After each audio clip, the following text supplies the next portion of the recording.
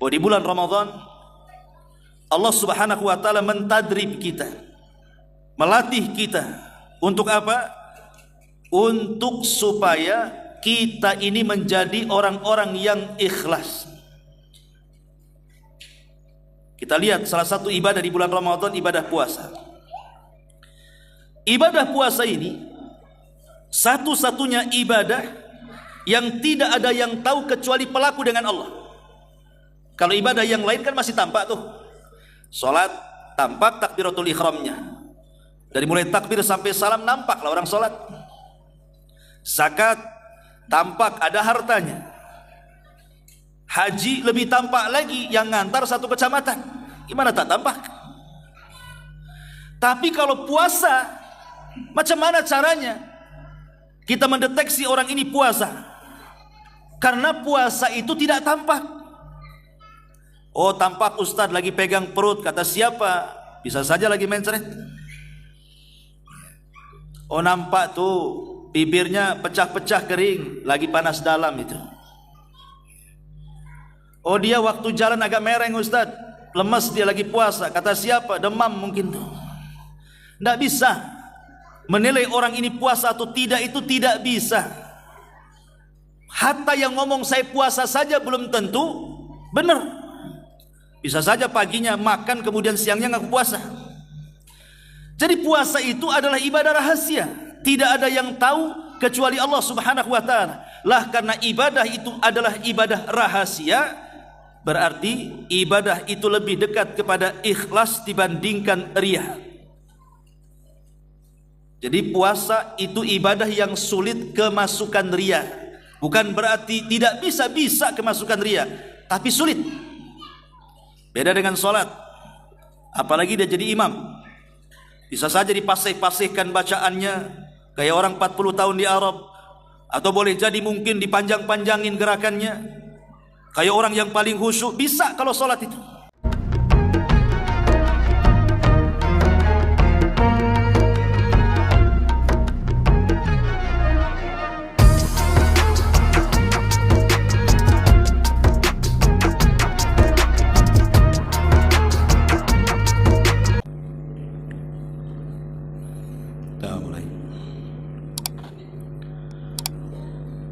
Bismillahirrahmanirrahim. Assalamualaikum warahmatullahi wabarakatuh.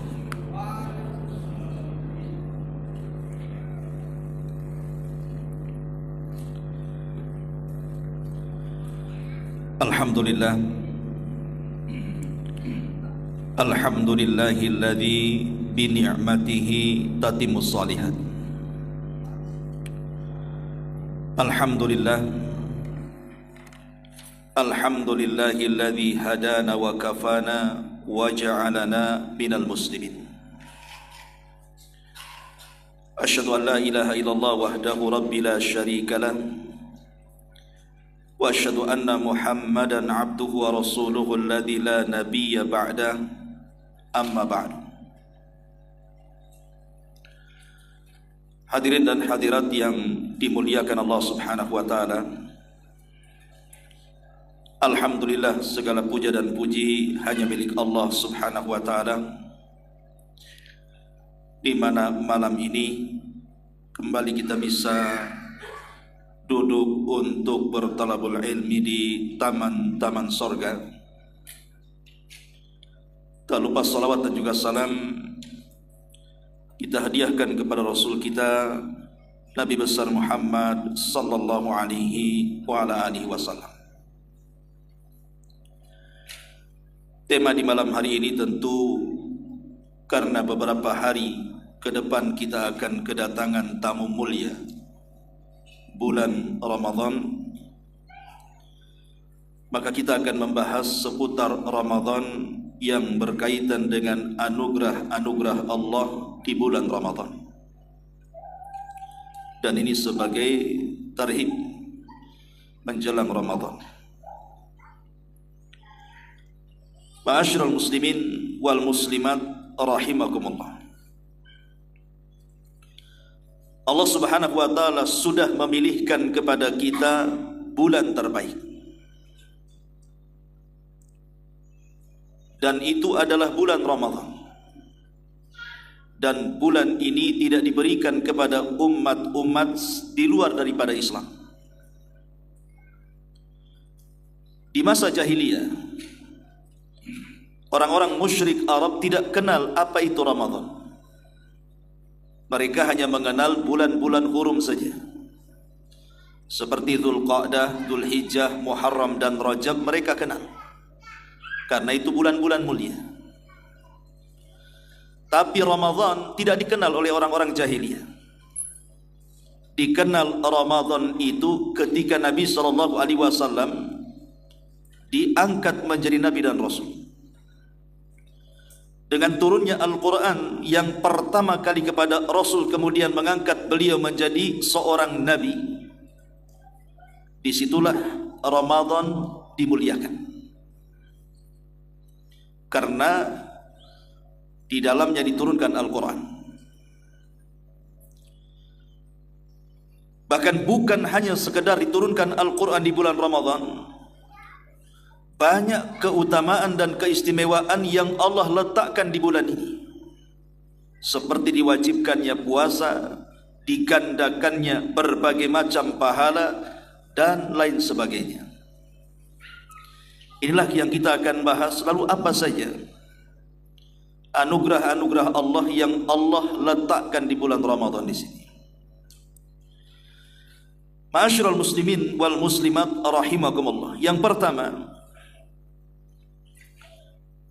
sesuai dengan namanya,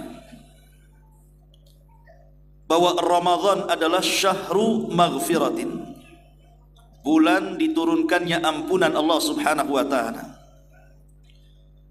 Karena Ramadan itu diambil dari 3 huruf, Ra, Mim, Dhad. Kalau dibuat tasrif, maka tasrifannya Ramadha yarmadu Ramadhanan, artinya pembakaran. Jadi Ramadan itu artinya pembakaran. Apa yang dibakar? Apakah kalau datang bulan Ramadan kita bakar petasan? Kita bakar mercon? Bukan. Itu bukan ciri khas hari raya kaum muslimin. Islam tidak pernah mengenal petasan dan merconan. Jangan menyambut Ramadan dengan petasan dan merconan. Ini budayanya agama luar. Tapi yang dimaksud pembakaran di bulan Ramadan yang sesuai dengan penamaan bulan itu Ramadan, artinya adalah yarmadu dzunub. Yang dibakar itu adalah dosa-dosa manusia. Karena Ramadan itu adalah bulan diampuninya dosa-dosa manusia. Makanya sangat malang dan sangat rugi orang yang diberikan kesempatan 1 bulan untuk membakar dosanya, tapi 1 bulan lewat, rupanya tidak ada 1 dosa yang dibakar Allah Subhanahu wa ta'ala. Dan itu disyaratkan bahwa ada orang-orang yang seperti itu. Jadi ada orang-orang yang masuk Ramadan, keluar Ramadan itu 1 dosa pun gak diampuni. Sebagaimana isyarat sebuah hadis. Satu hari Nabi SAW pernah naik ke atas mimbar. Setiap tangga mimbar Rasul mengucapkan amin sampai 3 kali. Kemudian Nabi SAW berkhutbah. Selesai khutbah Rasul turun. Kemudian sahabat bertanya, ala ma amanta ya Rasulullah. Rasul, tadi sewaktu engkau naik ke atas mimbar, kami mendengar engkau mengucapkan amin 3 kali. Apa yang kau aminkan? Kami tidak mendengar doanya. Maka Nabi SAW mengatakan, oh tadi Jibril datang kepadaku. Kemudian Jibril memintakan amin akan doa yang akan didoakannya. Maka ku aminkan doanya. Kemudian Nabi SAW menyebutkan salah satu doa Jibril yang diaminkannya adalah ragima anfu rajulin adraka ramadhana thumman salah falam yughfar min dhunubi. Celaka dan binasa orang yang masuk bulan Ramadan sampai Ramadan selesai tidak ada satu pun dosanya yang diampuni oleh Allah Subhanahu wa taala, maka ku aminkan kecelakaannya, kata Rasul. Jadi ada orang-orang yang masuk Ramadan itu seperti memasuki bulan-bulan biasa, bukan menganggap Ramadan itu bulan mulia atau luar biasa. Lah manusia-manusia seperti ini diaminkan kecelakaannya. Bayangkan kalau yang mendoakan Jibril, yang mengaminkan Rasulullah, yang menyaksikan para sahabat, doa mana lagi yang tidak mustajab? Karena memang ada orang yang seperti ini. Datang bulan Ramadan tidak puasa, datang bulan Ramadan tidak tarawih, datang bulan Ramadan ogah Al-Quran, datang Ramadan tidak berdoa pun sama sekali. Lewat begitu saja kebaikan, seolah-olah keluar tidak punya dosa. Na'udzubillah tsumma na'udzubillah. Ini anugerah yang pertama, Ramadan itu bulan ampunan. Yang kedua, di antara anugerah yang Allah anugerahkan kepada kita bahwa Ramadan itu adalah syahru as-saumi, bulan di mana kita diperintahkan untuk berpuasa. Semua agama, bukan hanya Islam saja, diperintahkan kepada mereka puasa, menunjukkan bahwa puasa itu ibadah yang luar biasa karena perintahnya kepada semua agama. Hatta orang Hindu, orang Buddha saja mereka puasa karena besarnya manfaat puasa itu. Lah Islam juga diperintahkan umatnya untuk berpuasa. Dalam sebuah ayat yang makruf sekali, kalau datang bulan Ramadan selalu ayat ini berseliweran, dibaca khotib-khotib, dibaca di kultum-kultum, dibaca di mimbar-mimbar. Saya yakin ayat ini semua hafal. Kalau tidak hafal, terlalu. Apa ayatnya? Ya ayyuhalladzina amanu kutiba alaikumus siyam kama kutiba 'alal ladzina min qablikum la'allakum tattaqun. Wahai orang-orang yang beriman, subhanallah, Allah memuliakan dengan panggilan iman. Panggilan dalam Quran itu kan dua macam tuh. Ada yang panggilan umum, ya ayyuhan nas, wahai manusia, mencakup mukmin dan kafir. Tapi dalam ayat ini tidak menggunakan panggilan umum, tapi panggilan khusus, wahai orang-orang yang beriman. Kata Abdullah ibn Mas'ud radhiyallahu anhu, kalau ada ayat memanggil kita dengan iman, fa'ar'i sam'ak, kata beliau, dengarkan dengan seksama. Barangkali setelah panggilan itu ada perintah penting yang harus dilaksanakan, atau ada larangan bahaya yang harus ditinggalkan. Itu kata Abdullah bin Mas'ud radhiyallahu anhu. Dan panggilan dalam ayat ini khusus kepada umat yang sudah masuk Islam.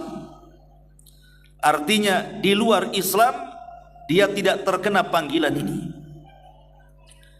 Anehnya, kalau ada orang yang mengaku muslim dipanggil dengan panggilan ini kok tidak respon, jangan-jangan dia tidak Islam. Karena panggilan ini bagi orang-orang yang sudah Islam kan. Samalah kalau seandainya ada pedagang bakso lewat di depan rumah, kemudian lewat lagi pedagang somai, kemudian lewat lagi pedagang rujak. Kita panggil satu dari tiga pedagang itu, anggaplah bakso. Bakso kemari. Tukang bakso itu dengar panggilan kita, tapi tak mau nengok. Kira-kira kita katakan apa ke tukang bakso itu? Dasar tukang bakso budak. Kan begitu? Masa dipanggil kok enggak nengok-nengok? Lah kalau seandainya ada orang-orang yang beriman kok dipanggil dengar tapi tidak ikut puasa, apa namanya? Mukmin budak gitu. Panggil kok enggak mau puasa. Ini panggilan mulia. Karena panggilan ini panggilan khusus masalahnya. Khusus bagi orang-orang yang sudah masuk Islam saja terpanggil. Berarti kalau kita merasa beriman, mestinya terpanggil dengan ayat ini. Apa panggilannya? Kutiba alaikumus siyam, diwajibkan atas kalian puasa. Kutiba dalam bahasa Arab itu beda dengan furidah, beda dengan wujibah. Padahal sama-sama lafadznya, sama-sama maknanya. Wujibah ya diwajibkan, furidah ya diwajibkan, kutiba ya diwajibkan. Kenapa Allah tidak mengatakan furidu alaikumus siyam atau wujiba alaikumus siyam? Kenapa menggunakan kutiba?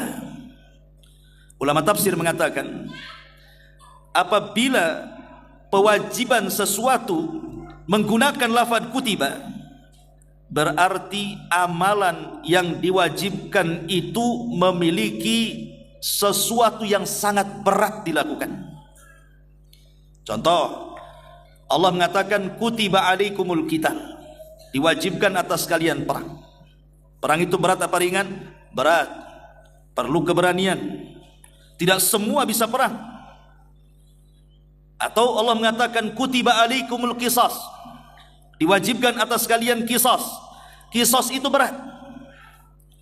Lihat orang-orang yang ketika berkelahi, kemudian dia membunuh kawannya dengan pisau, dengan golok, dengan macam-macam. Matilah kawannya. Dalam Islam kalau dia membunuh, dibunuh. Ketika dia membunuh gampang, ketika mau dibunuh ketakutan dia. Karena kisos itu berat. Lah puasa juga berat kan? Banyak kemudian orang-orang yang imannya tipis ketika berpuasa mengeluh dia. Aduh lapar. Lama kali maghrib. Dia jam berapa ini katanya? Pegang perut. Apa yang pegang perut? Lapar pak katanya. Ya memang puasa lapar. Karena memang ibadah puasa itu berat. Beda dengan sholat. Kalau sholat kan bisa disetel ya, sesuai volume. Mau dibuat 10 menit bisa, mau dibuat 5 menit bisa. Itu sholat. Tergantung durasi bacaan. Pengen lambat an-naba abasa, pengen cepat inna a'tayna kulhu, kan begitu kalau sholat. Volumenya bisa dilambatkan, bisa dicepatkan. Tapi kalau puasa kan tidak bisa dilambatkan, dicepatkan kan? Gimana mempercepat puasa? Antum buka jam 8, masa baru puasa udah buka? Tidak bisa. Puasa itu aturannya tegas, jelas. Ketika terbit fajar shadiq, tidak boleh makan, tidak boleh minum, menahan syahwat sampai terbenam matahari. Mau tidak mau. Tetapi meskipun puasa itu berat, tidak ada ceritanya orang mati karena puasa. Berat iya, tapi tidak ada cerita orang mati karena puasa. Ada orang mati, Pak Ustadz, kenapa? Puasa. Mana ada. Karena Allah sudah tahu kadar manusia. Makanya Allah tahu maslahat ibadah manusia. Lah puasa ini yang berat ini juga diwajibkan kepada umat sebelum kita. Lalu apa hikmahnya? Allah katakan la'allakum tattaqun, agar kalian bertakwa. Berarti sasaran hikmah puasa itu bukan perut kita, tetapi sasarannya adalah hati kita. Karena takwa itu di hati. Makanya sebagian para ulama seperti yang dikatakan Al-Imam Al-Ghazali dalam kitab Ihya-nya, ketika membagi tingkatan-tingkatan orang yang berpuasa, beliau mengatakan bahwa orang yang berpuasa itu 3 tingkatan. Tingkatan yang pertama disebut saumul awam, puasanya orang-orang awam. Dan puasanya orang awam itu identik dengan yang penting gugur kewajiban, yang penting sah. Mereka tidak mikir pahala. Seperti apa? Yang penting tak makan, tak minum, nahan syahwat dari terbit fajar sampai terbenam matahari, sudah. Itu puasa orang awam. Sah kalau mendatangkan rukun dan syaratnya dalam ibadah itu. Tapi apa dapat pahala? Dapat capek saja. Karena ada hadis Nabi SAW mengatakan, rubba sa'imin laisa lahul jaza illal ju'i wal atas. Berapa banyak orang yang berpuasa tidak mendapatkan pahala kecuali hanya menahan lapar dan dahaga saja. Kan capek-capek akhirnya puasanya. Lah itulah puasa orang awam, puasa capek-capek. Yang kedua kata beliau, saumul khawas. Puasanya orang-orang khusus itu lebih tinggi dibandingkan puasanya orang awam. Di mana bukan hanya perutnya saja berpuasa, tapi matanya ikut puasa, telinganya ikut puasa, lisannya ikut puasa, tangan dan kakinya ikut puasa. Lah itulah puasa orang khusus. Jadi bukan hanya sekedar menahan lapar, bukan hanya sekedar menahan dahaga, bukan hanya sekedar menahan syahwat, tapi matanya ikut puasa, tidak memandang sepandang-pandangnya, telinganya ikut puasa, tidak mendengar sedengar-dengarnya, lisannya juga ikut puasa, tidak bicara seomong-omongnya. Kaki dan tangannya pun tidak bergerak segerak-geraknya, selangkah-langkahnya tidak ada batasan. Mana yang boleh dilihat, mana yang boleh didengar, mana yang boleh diucapkan, mana yang boleh dilangkahkan. Lah itu namanya puasa khawas. Di atasnya puasa awam. Tapi di sana ada puasa yang lebih hebat lagi yang namanya khawasul khawas. Lebih khusus lagi. Sudah menahan lapar, menahan dahaga, matanya puasa, telinganya puasa, lisannya puasa, tangannya puasa, kakinya puasa, hatinya ikut puasa. Hati-hatinya ikut puasa. Hatinya tidak memikirkan apapun kecuali Allah Subhanahu wa taala. Sampai kepada soal makan sahur, buka puasa, gak kepikiran sama dia. Karena fokus hatinya untuk Allah Subhanahu wa taala. Lah itulah tujuan puasa itu, memperbaiki hati. Karena takwa itu ada di hati. Maka puasa itu bukan hanya sekedar puasa perutnya saja, tapi sampai ke dalam hati pun harus puasa. Kenapa? Sebab kalau hati tidak sampai puasa, hanya anggota badan saja yang berpuasa, maka takwa itu tidak sampai kepada orang yang berpuasa. Karena takwa itu letaknya di hati, bukan di badan kita. Ma'asyiral muslimin wal muslimat rahimakumullah. Ini yang kedua. Yang ketiga, Ramadan itu ada kesempatan kita untuk membebaskan diri dari api neraka. Ramadan wa itqun minan nar. Ramadan itu ada kesempatan kita untuk terbebas dari api neraka. Dalam sebuah hadis Nabi sallallahu alaihi wasallam mengatakan, "Lil inna lillahi inda kulli fitrin utaqa'u minan nar." Wa dzalika fi kulli lailatin. Disebutkan dalam sebuah hadis yang disahihkan oleh Syekh Nasiruddin Al-Albani rahimahullahu taala. Kata Nabi, sesungguhnya Allah pada setiap menjelang berbuka puasa akan memerdekakan hamba-hambanya dari api neraka, dan itu terjadi setiap malam di bulan Ramadan. Dari sini jangan pernah melewatkan berbuka puasa dengan doa. Karena di sini Rasul mengatakan, Allah itu setiap melihat hambanya yang sedang berbuka puasa, ada di antara mereka yang akan dibebaskan dari api neraka, dan itu setiap malam di bulan Ramadan. Maka saya nasihatkan untuk saya pribadi dan jamaah sekalian, luangkan waktu 5 menit, 10 menit sebelum berbuka. Angkat tangan tinggi-tinggi, berdoa kepada Allah. Katakan, Ya Rabb, Allahumma a'tik riqabana minan nar.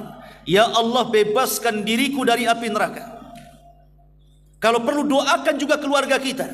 Ya Allah, bebaskan aku dari neraka, bebaskan istriku dari neraka, bebaskan suamiku dari neraka, bebaskan anak-anakku dari neraka, bebaskan kedua orang tuaku dari api neraka, dan orang-orang yang kucintai dari api neraka. Karena di sini Nabi mengatakan, Allah melihat hambanya menjelang berbukanya. Di situ ada hamba-hamba Allah yang akan dimerdekakan dari api neraka, dan itu setiap malam. Sayang kalau dilewatkan. Bayangkan kalau setiap hari di bulan Ramadan sebelum berbuka kita minta dibebaskan dari api neraka, kemudian adalah satu hari kita diterima doanya oleh Allah Subhanahu wa taala bahwa kita termasuk orang-orang yang dibebaskan dari api neraka, maka kalau itu tercatat di sisi Allah, maka selamanya kita tidak akan masuk neraka. Kalau seandainya satu kali doa saja dalam 30 hari dikabulkan Allah, berarti kita tidak mungkin masuk neraka selamanya. Makanya jangan disibukkan tuh, kalau sudah dekat-dekat mau buka, jangan disibukkan dengan perkara dunia. Kadang-kadang anak-anak muda di zaman sekarang disibukkan dengan ngabuburit, nongkrong di jembatan, nongkrong di pinggir pantai. Yang sibuk lagi ibu-ibu nongkrong di pasar kaget, nyari bukaan yang banyak. Padahal orang kalau puasa minum air putih dengan 3 kurma itu sebenarnya sudah kenyang. Cuman kadang-kadang syahwat kita ini melonjak-lonjak. Akhirnya apa? Ketika melihat makanan warna-warni dengan berbagai macam rupa, dibeli semua sampai penuh tuh meja tuh. Dengar azan maghrib saja, makanan di meja sudah pindah ke perut semuanya. Ini kan bahaya tuh. Kalau makanan satu meja pindah ke perut, itu alamat ngantuk, alamat malas, alamat tidur tuh. Jangan cerita tarawih, Isya pun bablas tuh. Diajak tarawih ogah tuh. Ayo tarawih, kenyang nanti aja. Kan begitu ya. Itu namanya puasa dendam. Siang menahan lapar mati-matian, maghrib menahan kenyang mati-matian, itu namanya. Itu bahaya. Jadi ini anugerah terbaik dari Allah Subhanahu wa taala, bahwa Allah memberikan kesempatan kepada kita agar kita terbebas dari api neraka. Ini yang ketiga. Yang keempat, bahwa di bulan Ramadan Allah Subhanahu wa taala mentadrib kita, melatih kita untuk apa? Untuk supaya kita ini menjadi orang-orang yang ikhlas. Kita lihat salah satu ibadah di bulan Ramadan, ibadah puasa. Ibadah puasa ini satu-satunya ibadah yang tidak ada yang tahu kecuali pelaku dengan Allah. Kalau ibadah yang lain kan masih tampak tuh. Salat tampak takbiratul ihramnya. Dari mulai takbir sampai salam nampaklah orang salat. Zakat tampak ada hartanya. Haji lebih tampak lagi, yang ngantar satu kecamatan. Gimana tak tampak? Tapi kalau puasa, macam mana caranya kita mendeteksi orang ini puasa? Karena puasa itu tidak tampak. Oh, tampak Ustadz lagi pegang perut, kata siapa? Bisa saja lagi mencret. Oh, nampak tuh bibirnya pecah-pecah kering, lagi panas dalam itu. Oh, dia waktu jalan agak mereng Ustadz, lemes, dia lagi puasa, kata siapa? Demam mungkin tuh. Tidak bisa menilai orang ini puasa atau tidak, itu tidak bisa. Hatta yang ngomong saya puasa saja belum tentu benar.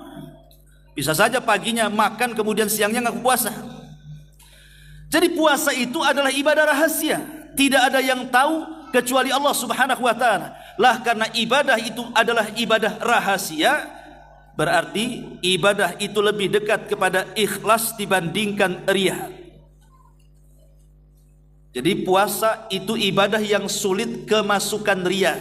Bukan berarti tidak bisa kemasukan riya, tapi sulit. Beda dengan sholat, apalagi dia jadi imam.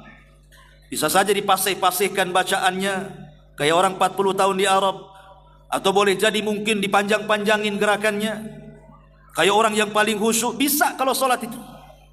Atau zakat minta dipampang namanya, nominal infaknya, kalau perlu di-share di grup sana sini. Apalagi haji, mulai dari berangkat sampai pulang isi statusnya dia semuanya. Gimana enggak ria? Ya. Kalau puasa gimana mau buat status? Lagi lemes gitu dipoto gitu. Orang sangka bukan puasa, orang sangka lagi sakit kan begitu. Nah, jadi di sini kita diajarkan oleh Allah Azza wa Jalla tentang sebuah ibadah yang disebut dengan ikhlas. dari ibadah puasa itu. Dan ini anugerah dari Allah Subhanahu wa taala. Kemudian yang kelima, bahwa puasa itu melatih kita, atau bulan Ramadan ini melatih kita menjadi manusia-manusia yang memiliki rahmat kasih sayang kepada fuqara dan masakin. Hatinya penuh dengan kasih sayang, punya kepekaan sosial. Oh, begini rasanya orang susah itu kalau lapar. Oh, begini rasanya orang susah itu kalau haus. Jadi orang-orang kaya itu mereka merasakan kepedihan orang-orang yang susah. Kalau kita alhamdulillah di Batam ini mungkin puasa Ramadan saja, tapi ada sebagian saudara-saudara kita seperti di Palestina itu setahun Ramadannya. Makan susah, minum susah, bantuan susah, kan begitu. Jadi kita bisalah merasakan bagaimana saudara-saudara kita itu yang tidak makan kenyang, yang tidak minum sampai betul-betul puas.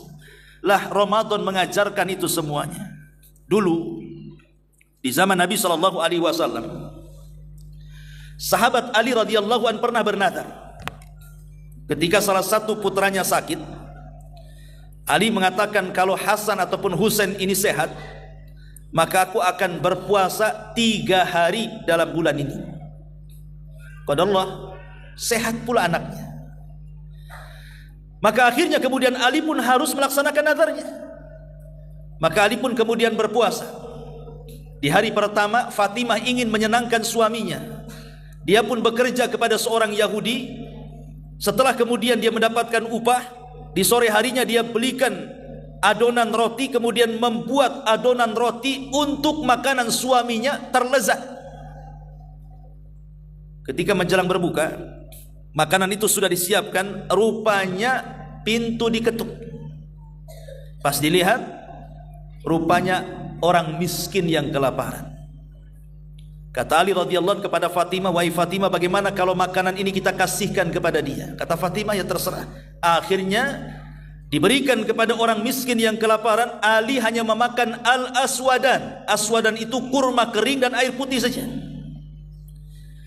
Kemudian keesokan harinya puasa kedua, Fatimah ingin menyenangkan suami lagi, akhirnya bekerja lagi di orang Yahudi. Setelah punya modal, dia pun mulai memasak masakan enak. Waktu berbuka, tiba-tiba pintu diketuk lagi. Pas dibuka, rupanya anak yatim kelaparan. Kata Ali, bagaimana kalau makanan ini kita kasihkan dia? Kata Fatimah, terserah. Akhirnya diberikan kepada anak yatim yang kelaparan. Lagi-lagi Ali hanya memakan al-aswadan, kurma kering dan air putih. Hari ketiga terulang lagi. Tiba-tiba kemudian diketuk pintunya. Rupanya yang datang tawanan perang Badar yang lapar. Maka Ali pun kemudian memberikan makanan lezatnya dan tidak menjadi iftar dengan makanan itu karena kasihan kepada tawanan. Dia pun memakan al-aswadan kembali, kurma kering dan juga air putih. Lihat kisah ini. Kenapa kisah ini kita tahu? Apa kemudian Ali cerita? Ya tidak mungkinlah Ali cerita. Karena kisah ini adalah asbab nuzul dari surah Al-Insan.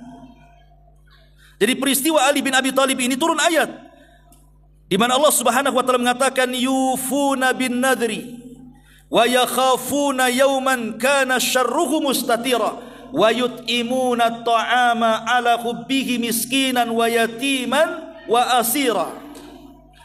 Dan mereka pun melakukan nazar, maksudnya Ali radhiyallahu an bernazar dan takut akan satu hari yang azabnya merata di mana-mana. Dan mereka pun memberi makan yang disukainya kepada siapa? Pertama, miskinan kepada orang miskin 1. Yang kedua, wa yatiman kepada anak yatim 2. Dan yang ketiga, wa asira dan tawanan perang. Turun ayat ini atas peristiwa Ali bin Abi Thalib radhiyallahu an. Tapi lihat bagaimana Ali radhiyallahu an, dia sedang puasa dan akan berbuka dengan makanan lezat. Tapi makanan lezat itu dia berikan kepada anak yatim, dia berikan kepada fakir miskin, dia berikan kepada tawanan perang. Ini menunjukkan bahwa orang yang berpuasa itu muncul kepekaan sosialnya. Wa yu'thiruna ala anfusihim walau kana bihim khasasah. Mereka lebih mendahulukan orang lain walaupun. Itulah hikmah daripada Ramadan. melatih kita untuk dermawan, melatih kita untuk tidak menjadi bakhil.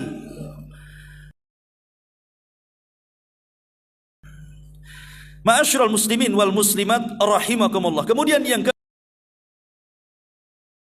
anugerah di bulan Ramadan ini Allah anugerahkan kepada kita agar kita musuh kita yang selama ini menyesatkan kita. Kita bisa menang melawan musuh-musuh kita, di mana musuh-musuh itu selalu menjerumuskan kita kepada kesesatan. Apa musuh-musuh kita? 1. Hawa nafsu. 2. Syaitan. 3. Orang kafir dan munafik. Itu musuh kita. Musuh kita yang paling berat adalah hawa nafsu. Tapi dengan puasa kita bisa mengalahkannya. Nabi mengatakan, ya ma'syaras syabab, man istata'a minkumul ba'ah falyatazawwaj fa innahu aghaddu lil basari wa ahsanu lil faraji. Faman lam tastati' fa alaihi bisawmi fa inna lahu wijaun, kata Rasul. Hei anak-anak muda, kalau kalian sudah sanggup menikah, menikah segera. Karena dengan menikah itu bisa menundukkan pandangan dan bisa menjaga kemaluan. Kalau tidak sanggup, puasa, kata Nabi. Karena puasa itu benteng antara kita dan hawa nafsu. Dari sini kita tahu puasa bisa meredam hawa nafsu. Dan Imam Ibnul Qayyim mengatakan bahwa puncak dari hawa nafsu itu ada 4.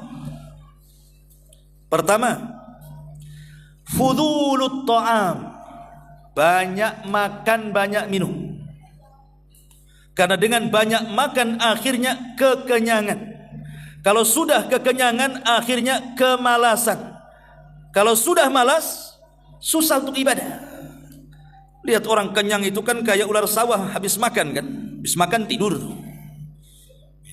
Kemudian yang kedua, fudul al-kalam, banyak bicara.